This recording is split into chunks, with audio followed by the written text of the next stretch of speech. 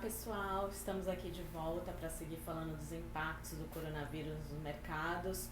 No nosso último bate-papo a gente falou um pouco sobre a diferença de risco e incerteza e agora começaram a sair os primeiros pacotes de ajuda dos governos dos Estados Unidos. Ontem o Paulo Guedes falou um pouco aqui no Brasil, mas a gente segue vendo movimentos muito bruscos, né? Seja para cima ou para baixo.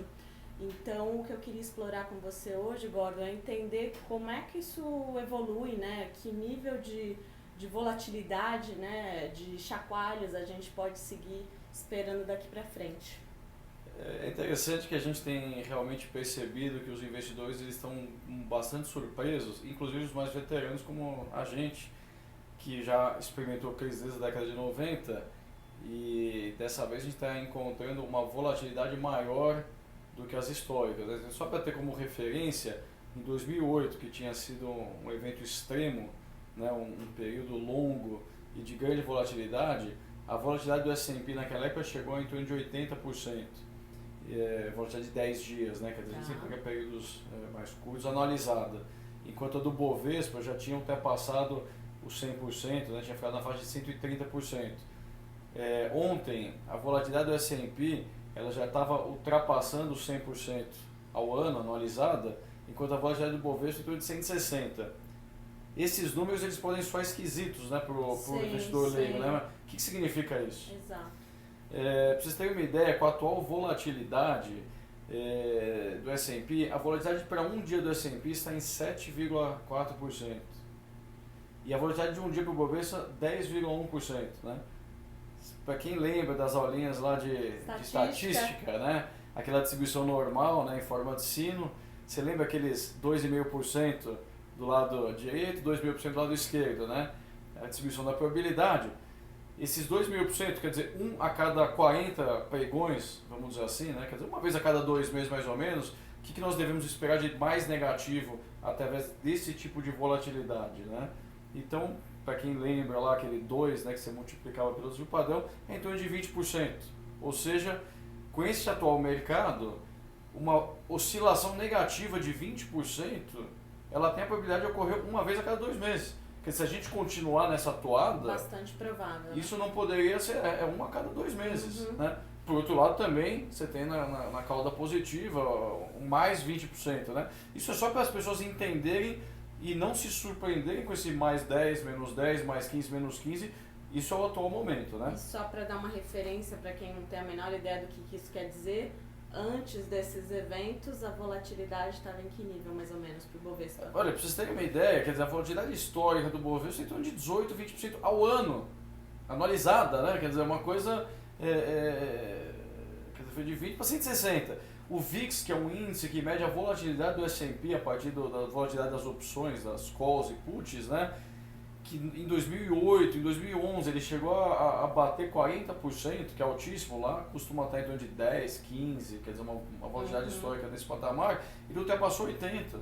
Isso é a primeira vez que eu me lembro. E acho que, não sei se existiu opção quando ele eventualmente pudesse ter estado mais alto, mas é algo realmente sem precedentes. E muito por conta dessa incerteza, primeiro a questão sanitária, biológica, né, que pega ninguém sabendo isso qual o potencial. Hoje isso aí tem se reduzido, né, quer dizer, os indicadores aí de letalidade começam a ficar mais claros, já tem 140 países com casos, alguns mais adiantados, alguns saindo já do ciclo, como a China, outros, vamos dizer, ainda não encontrou, mas uma Itália, Alemanha, França, Espanha já estão talvez chegando aí no seu pior momento, né? E as incertezas nesse campo elas vão cedendo espaço para verdades, às vezes incômodas e dolorosas para alguns países mais do que para outros, né? Porque por enquanto nós vamos ter que conviver com essa gripe, é impossível eliminar ela por completo. E teve esse caso britânico, né? A primeira abordagem da Inglaterra que é bastante interessante e ela partiu do pressuposto que não adianta você deixar as pessoas de quarentena por períodos muito longos, porque você não vai ser bem sucedido e você pode ter um caos econômico muito grande. E bem ou mal, as pessoas ficando gripadas, elas vão ficando imunizadas, né? Então isso diminui em algum momento a velocidade e os riscos futuros, né? Então você teria um momento ótimo para iniciar essa quarentena, né? Se você fizer muito cedo, as pessoas vão se cansar antes do ciclo explodir.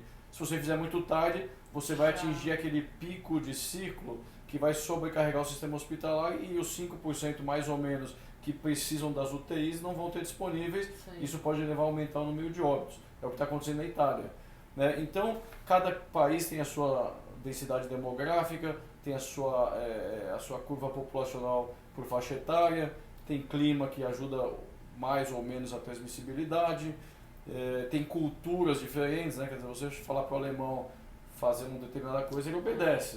O latino ele já é um pouco mais arisco, né? Ele já não gosta muito de gente dizendo o que ele deve fazer, que não vai para a praia, não vai no boteco. Então aqui no Brasil a gente tem percebido que não tem sido tão fácil, mas percebemos por outro lado que as ruas estão mais vazias, né? E isso vai começar agora a afetar a nossa atividade, né? Isso não é uma incerteza, a gente sabe o que vai acontecer, o que a gente não sabe ainda é quantificar quais cenários, né? Então, em alguns setores você vai ter verdadeiros colapsos de atividade, né? Então, setores ligados a turismo, restaurantes, discotecas, bares, etc., que tem aglomeração, esses segmentos, obviamente a queda da demanda vai ser absurda, eventualmente vão fechar nesse período, né? Porque realmente vão ficar as moscas, como se diz. Outros setores, como supermercados, se afetam menos, porque as pessoas vão continuar consumindo, seja por delivery, né? Eu tenho ouvido relatos que os prazos de entrega já ultrapassam aí 2 semanas, né? De tão cheio que deve estar a agenda de pedidos, né? Mas, de qualquer forma, passado um determinado período, as coisas tendem a voltar à normalidade. O que nós temos visto de positivo nesse processo de forma global? As autoridades monetárias e os governos eles têm estado alinhados e têm sido relativamente ágeis, né? Se compara, por exemplo, com 2008, em tomar medidas, por exemplo, de prover liquidez. Então a gente viu o Fed primeiro cortando 0,5% entre reuniões, depois mais 1% num domingo, né? Isso não é uma coisa que a gente costuma ver todas as décadas, e disponibilizando linhas de crédito à vontade, vamos dizer assim.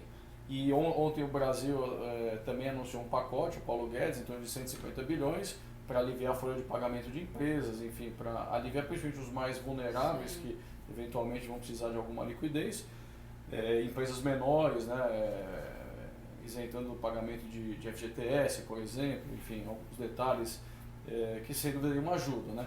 Cada medida em si sozinha obviamente não resolve, mas o conjunto das medidas mais a liquidez, e nós aguardamos, hoje começa a reunião do Copom, a gente acha que para o Banco Central, né, não haverá outra alternativa, senão também se juntar a outros bancos centrais e fazer um corte de uma magnitude maior. Então, nós que estávamos um pouco mais conservadores com taxa de juros, até pela queda que vinha ocorrendo, a gente acha que hoje meio até 75 bases é um corte razoável, e não me surpreenderia se tivesse uma coisa ainda mais acentuada, né? A liquidez hoje não é um problema, ela vai ser um problema, e principalmente o dinheiro custa muito caro, né? Então essas medidas elas ajudam a ultrapassar esse período pode durar poucas semanas até poucos meses, né? Então os mais pessimistas hoje trabalham com 4 ou 5 meses de atividade muito... Que foi o exemplo chinês, né? Que foi o exemplo chinês do ciclo completo, ainda que lá as paralisações foram parciais, algumas na região de Hubei, né, principalmente, que tem a província lá aquela cidade de Wuhan, que é onde supostamente tudo começou. Os mais otimistas acham que em 2, 3 semanas você já chega nesse fleteamento da curva de casos, né? E eventualmente as coisas aos poucos vão voltar à normalidade. Eu ousaria dizer que é alguma coisa intermediária, que nós ainda vamos aprender nesse processo, né? A entender como que no Brasil vai ser esse comportamento, porque a dinâmica no hemisfério sul é muito diferente do hemisfério norte. E agora estamos começando aqui no hemisfério sul, 1% só dos casos estavam aqui embaixo. Então a gente ainda trabalha com esse área de volatilidade. O que nós fizemos nesse movimento, nós somos um fundo de ações, nosso mandato é investir em empresas brasileiras e com um horizonte de muito longo prazo. O caixa que nós tínhamos, nós alocamos já em algumas empresas que nós consideramos boas e que vão sobreviver bem a esse período, e que obviamente em meses ou um ano elas vão estar praticamente tal como estavam, né? Muitas delas vão a metade do preço, ou até menos do que há 3, 4 semanas atrás. Então é importante que as pessoas tenham muito claro o que está acontecendo, né? O investidor de curtíssimo prazo não se mistura com o tipo de investidor que nós aqui estamos orientando de horizonte muito mais longo. O curto prazo, com essa volatilidade que nós acabamos de indicar que é o que está acontecendo hoje, ele pode ter um mais 15, menos 15, é quase que nem você entrar num cassino e escolher a cor vermelha ou preta na roleta. Você tem 48% de chance de um de outro, a banca tem 4%, enfim. Se der sorte, você vai ganhar, né, o dobro. No mercado, se você entrar hoje aleatoriamente, vou botar 100, o dia seguinte você pode ter 110, ou pode ter 90, então, ou 115, 85, isso não significa nada. O que nós estamos olhando é o seguinte, quanto valem essas empresas? O que nós temos hoje é que inflação mais baixa, taxas de desconto mais baixas, apesar do risco percebido ser um pouco maior, né, mas os juros reais no mundo vão cair, então a gente está descontando os fluxos a taxas menores. A gente sabe que no curtíssimo prazo alguns setores vão sofrer um impacto muito grande, então aquela conta de 30 anos, os primeiros 6 meses eles vão ser corrompidos aí por esses números negativos, mas logo em seguida a gente volta à normalidade, né? Muitos perguntam, mas o endividamento vai subir muito? Aí para encerrar aqui nosso rápido bate-papo, eu diria realmente o endividamento dos países vai subir. Quando você pega dinheiro emprestado a custo zero, esse não é o nosso maior problema hoje. Sim. Se a dívida PIB do país vai ser 130, 160, neste momento isso não é problema. Nosso problema é você entrar numa depressão caso não haja esse estímulo todo. Por quê? Até porque a gente está navegando por realmente águas que ainda não haviam sido navegadas, que é uma epidemia em tempo real e que mexeu com o nosso emocional, sim, com o nosso comportamento. Já tivemos outras epidemias com gravidades similares, o Ebola, o SARS, a transmissibilidade podia ser um pouco mais baixa, o pânico teria sido mais alto pela letalidade mais alta, mas naquele tempo essa informação ela não circulava tanto.